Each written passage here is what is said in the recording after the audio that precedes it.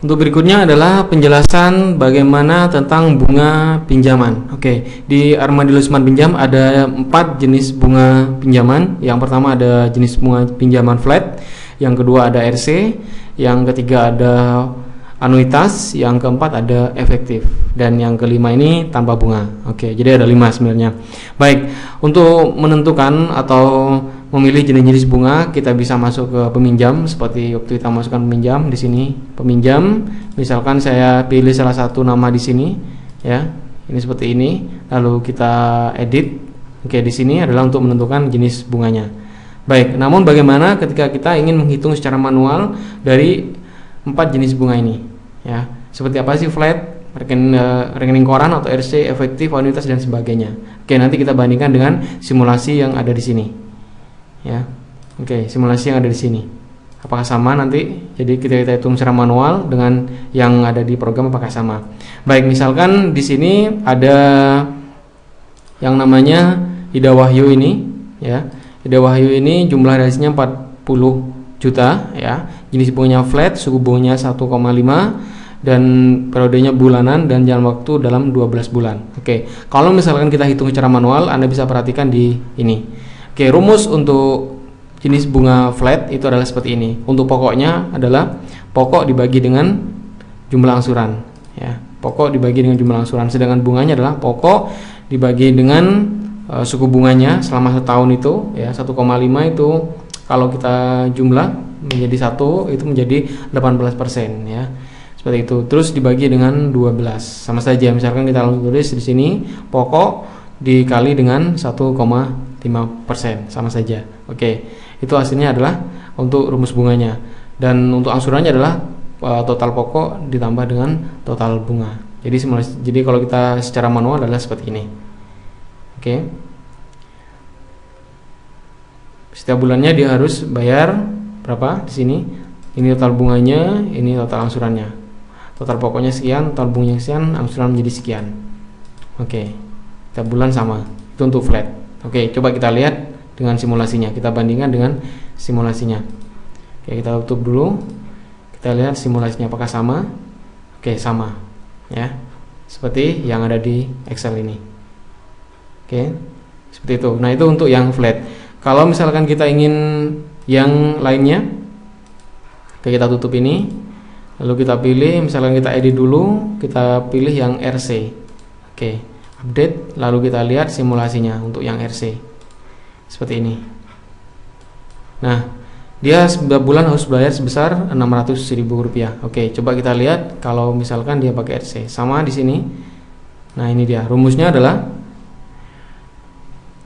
sisa pokok, ya, dibagi dengan bunga, ya, rate bunganya sama, ya, seperti ini sisa pinjamannya, dan setiap bulan dia harus bayar sebesar Rp600.000 tanpa pokok. Karena nanti kalau untuk yang RC ini pokoknya dibayarkan di akhir periode atau di akhir dia angsur. Yaitu misalkan di sini 12 bulan, ya. Berarti nanti setelah angsuran ke-12 pokoknya sekalian pokoknya harus dilunasi. Di sini 0. Oke, sama ketika kita lihat di simulasinya. Oke, seperti ini. Baik, itu kalau RC.